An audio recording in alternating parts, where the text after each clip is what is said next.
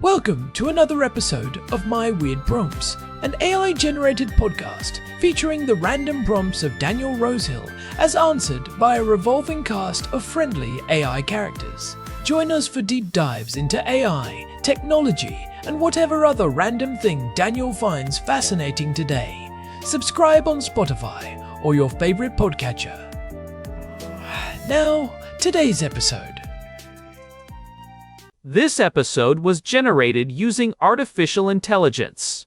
Please verify facts. Hi Herman and Corin. So I'd love to turn our attention belatedly to the topic of anti-Semitism, which is something that we haven't touched upon in previous episodes because maybe in our constant quest for plumbing through the more obscure areas of knowledge, sadly anti-Semitism doesn't count as in any way obscure anymore in the world we're seeing in 2026. Hatred of the Jewish people and anti-Semitic incidents are increasing in so much of the West. What I'd love to talk about, Herman and Corin, isn't anti-Semitism itself actually, but the question of the boundary or the boundaries between legitimate criticism of the state of Israel and anti-Semitism. As a Jewish person living in Israel, there's a lot about Israel's conduct in the Gaza Strip that I find reprehensible.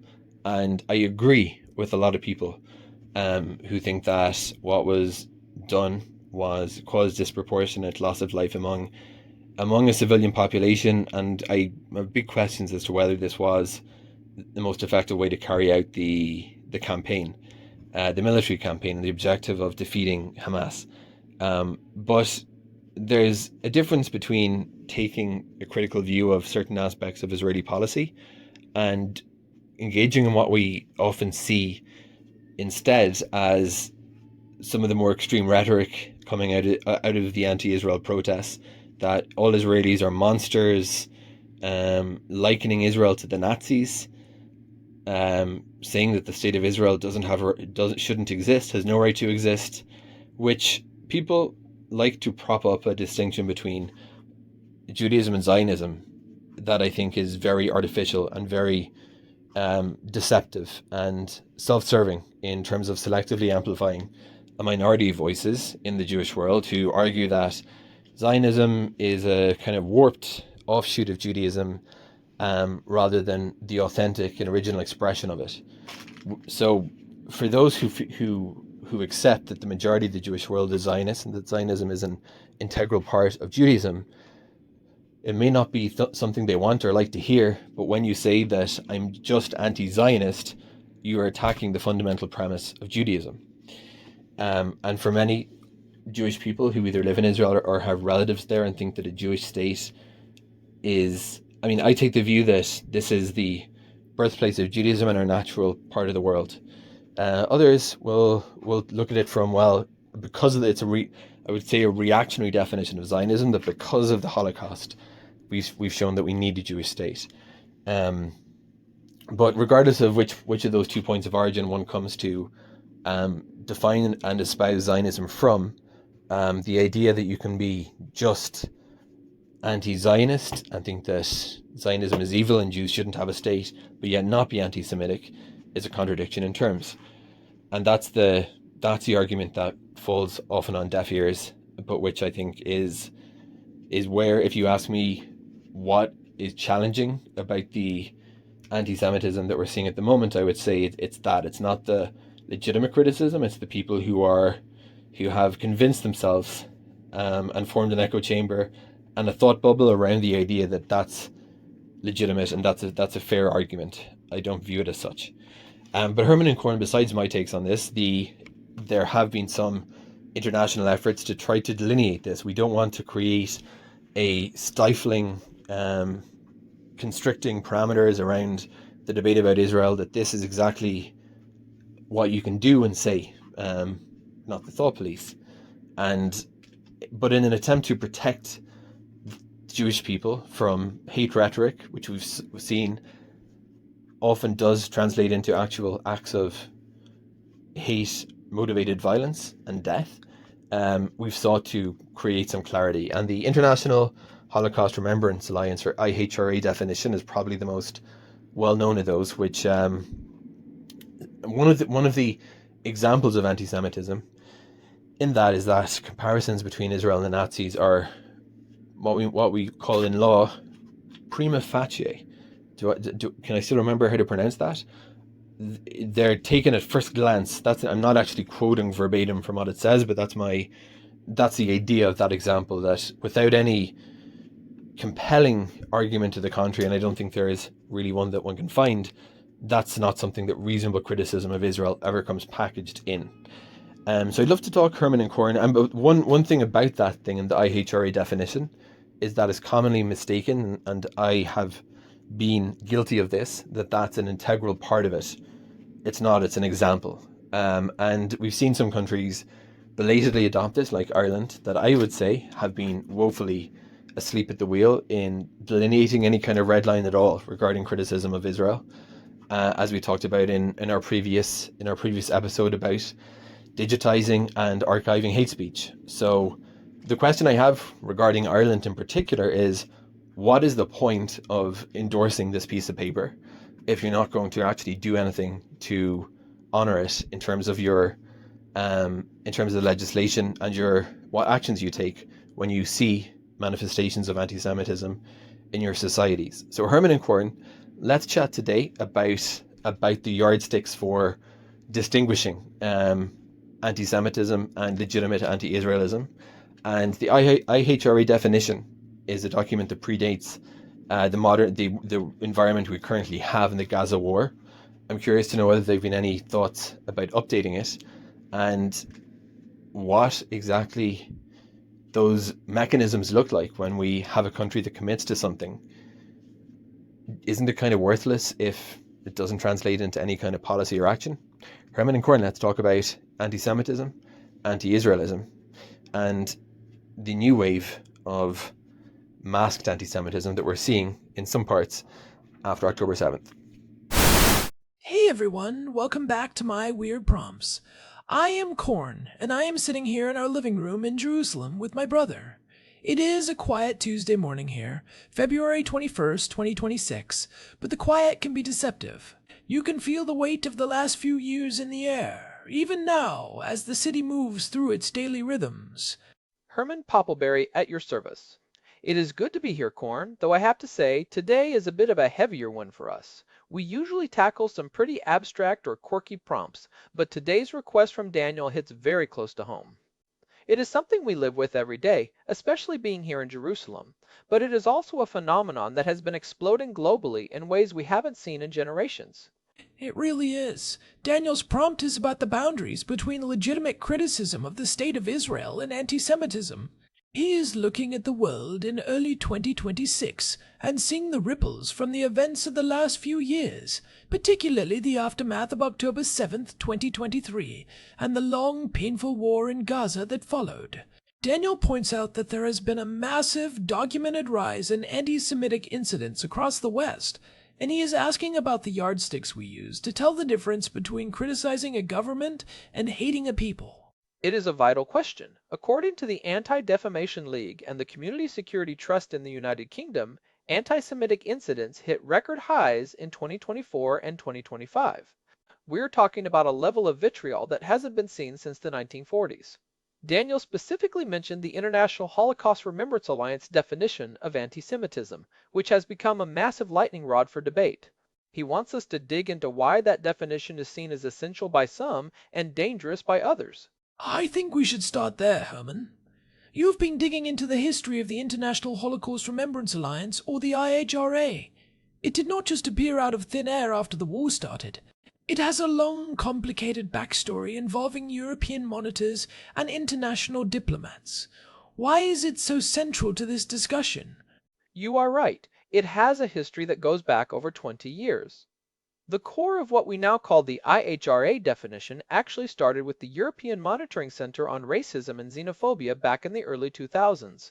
They realized they couldn't track anti-Semitism if they didn't have a common definition of what it actually was. It was eventually adopted by the IHRA in 2016 as a non-legally binding working definition. As of today, in early 2026, over 40 countries and hundreds of universities and local governments have endorsed it. And the core definition itself is actually quite brief, right? It is. It says, antisemitism is a certain perception of Jews, which may be expressed as hatred toward Jews. Rhetorical and physical manifestations of antisemitism are directed toward Jewish or non-Jewish individuals and/or their property, toward Jewish community institutions and religious facilities. On its face, that seems almost impossible to argue with. It is a broad baseline statement, but as Daniel noted, the controversy isn't in that paragraph. It is in the 11 specific examples the IHRA provides to help people identify how that hatred manifests in the real world. Exactly. And this is where we have to be very careful and very precise. I think it is important to state right at the top, as Daniel did in his prompt, that being critical of Israeli policy is not, in and of itself, anti-Semitic. We live here in Jerusalem, Corn. We see the protests in the streets every Saturday night. We hear the intense, often very harsh debates within Israeli society itself about the conduct of the war, about the government's failures, about the future of the region. If criticizing the Israeli government was anti-Semitic, then the majority of the Israeli population would be considered anti-Semitic. That is such an important point to hammer home. The internal critique here is often far more biting than what you see on a campus in California or a street in London. But there is a line, right? There is a point where the rhetoric shifts from, "I do not like this military tactic," to something much darker. So, let us look at those 11 examples. Which ones are the real friction points? There are a few that really stand out in the current climate. One is denying the Jewish people their right to self-determination, e.g., by claiming that the existence of a state of Israel is a racist endeavor. Another is applying double standards by requiring of it a behavior not expected or demanded of any other democratic nation. And then there is the one Daniel specifically highlighted, drawing comparisons of contemporary Israeli policy to that of the Nazis. Let us stay on that Nazi comparison for a moment, because we have seen that everywhere lately.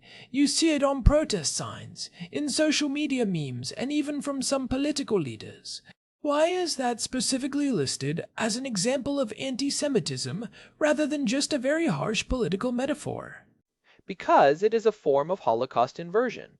When someone equates the Star of David with the swastika, they aren't just criticizing a war, they are intentionally weaponizing the most profound trauma of the Jewish people against them. It is a way of saying that the victims of the greatest industrial genocide in history have become the perpetrators. It is designed to shock and to hurt, but more importantly, it serves to delegitimize the very existence of the state by branding it with the ultimate symbol of evil. It suggests that if Israel is the new Nazi Germany, then it has no right to exist and must be dismantled by any means necessary. It also feels like a way of washing away historical guilt, doesn't it? If the Jews are the new Nazis, then the world doesn't have to feel so bad about what happened in the 1940s. It is a very twisted form of rhetorical alchemy. It turns the survivor into the villain to ease the conscience of the bystander. That is a very insightful way to put it, Korn. It is a psychological defense mechanism as much as it is a political attack. Now, Daniel also brought up the framework created by Natan Sharansky, known as the 3Ds of antisemitism. This is often used as a shorthand to navigate the IHRA examples. Have you had a chance to look at how those apply to the 2026 landscape?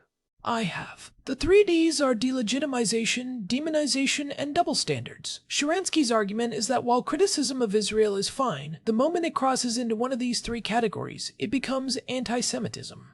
Let's break them down, because I think they provide the yardsticks Daniel is looking for. Let's start with delegitimization. Delegitimization is the denial of Israel's right to exist.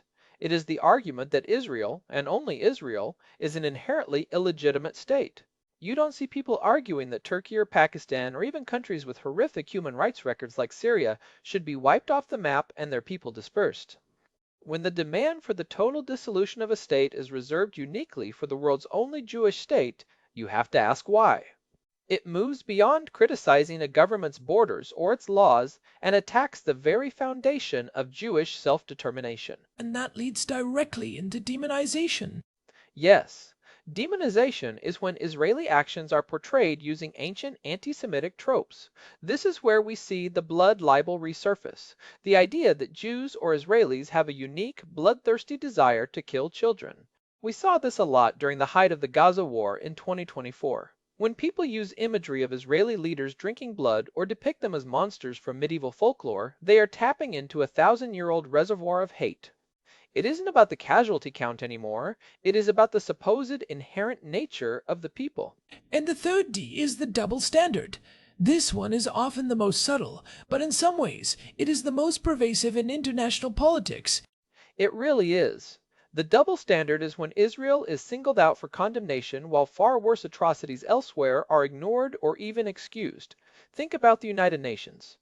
In any given year, there are more resolutions passed against Israel than against Iran, North Korea, China, and Russia combined.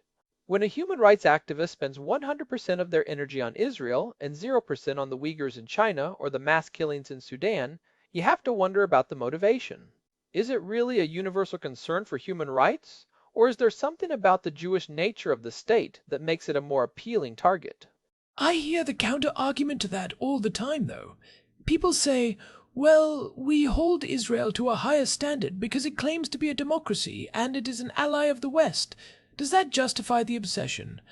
There is a difference between having high expectations for an ally and having a systemic obsession that ignores the rest of the world's suffering.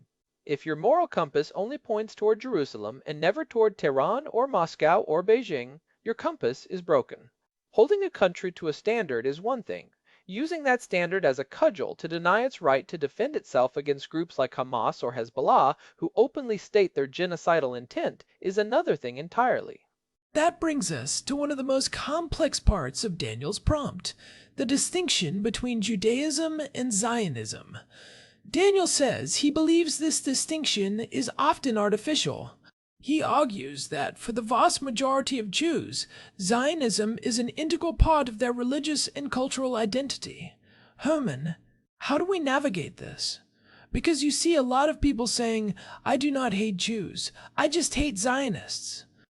This is perhaps the most important linguistic shift of the last few years. For most Jews, Zionism is simply the belief in the right of the Jewish people to self-determination in their ancestral homeland.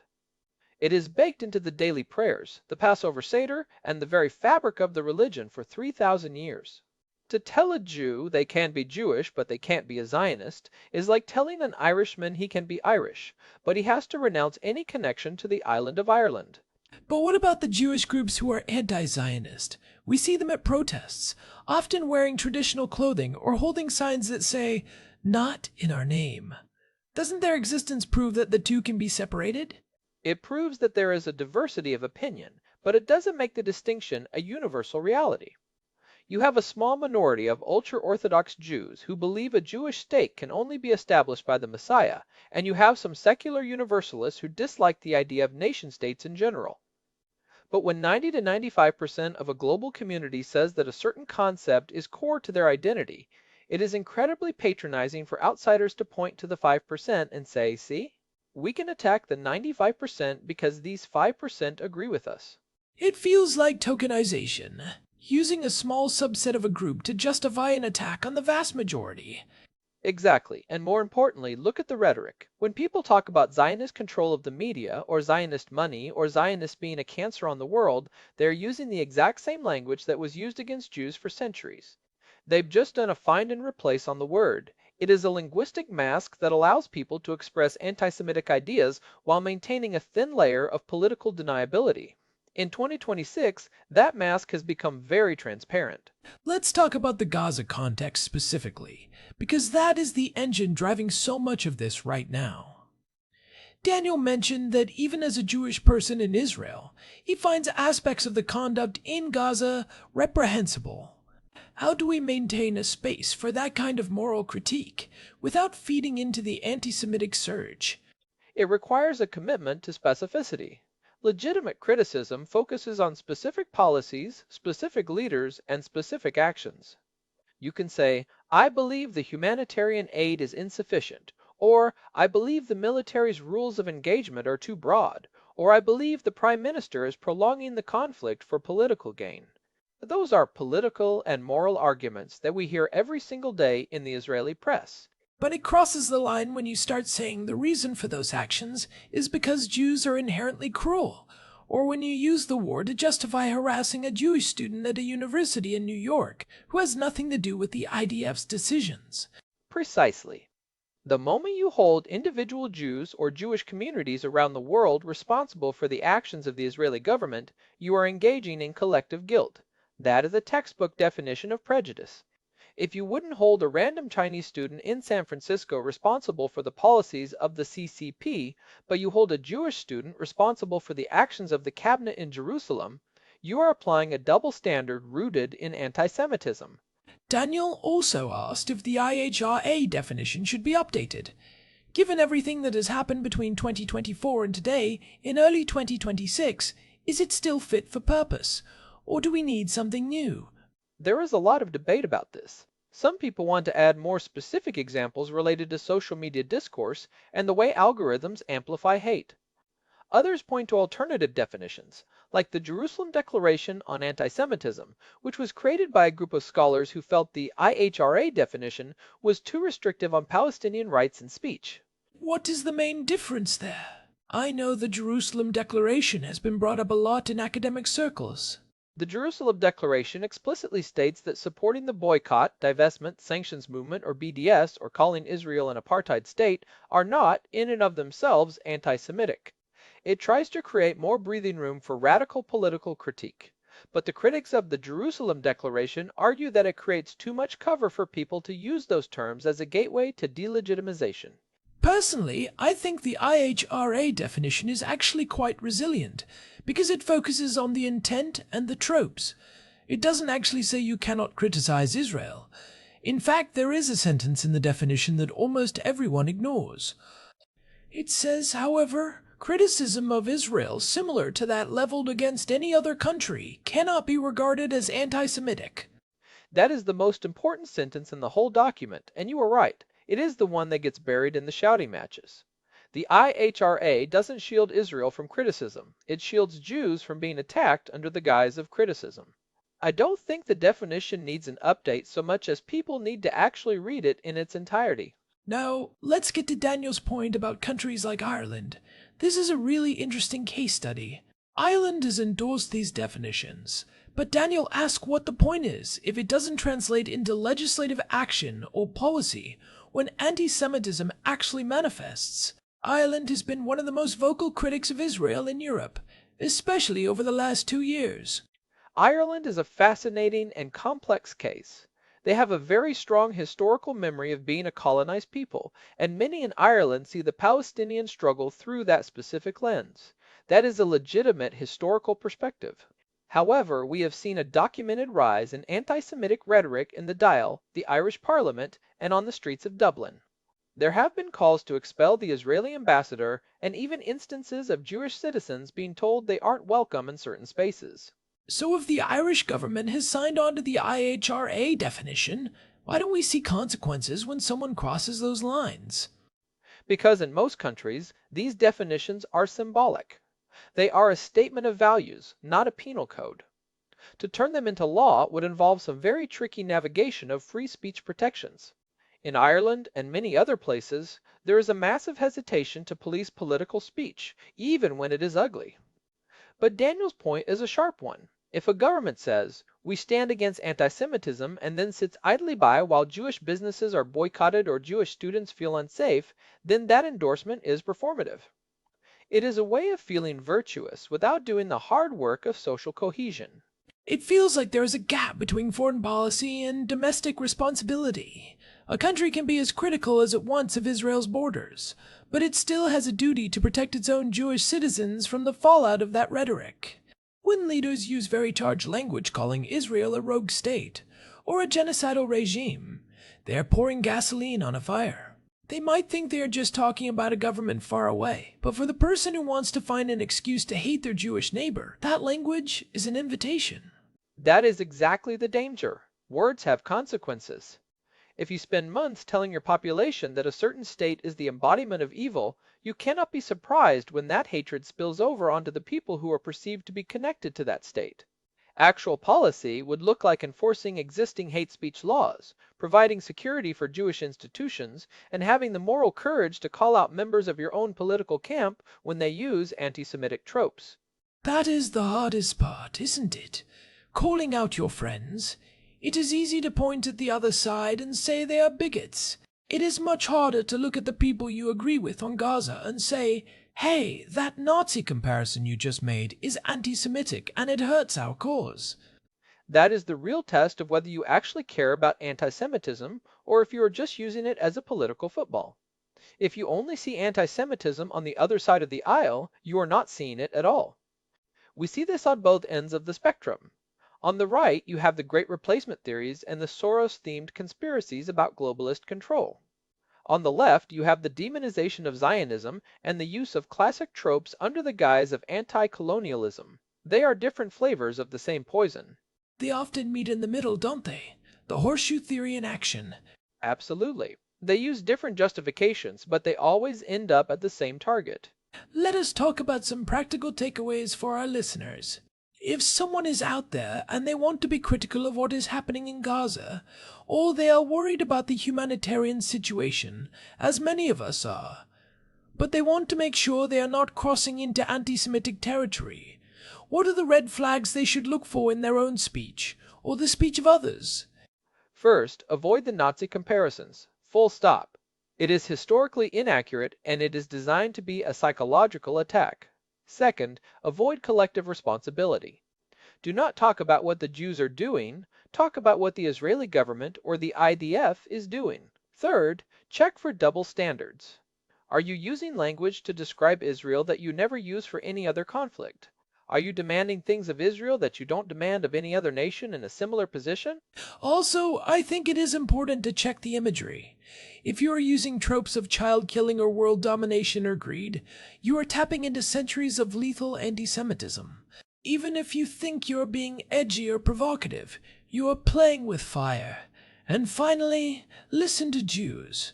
If the overwhelming majority of a minority group tells you that a certain phrase or a certain action is harmful to them, have the humility to listen. You do not have to agree with their politics to respect their definition of their own trauma.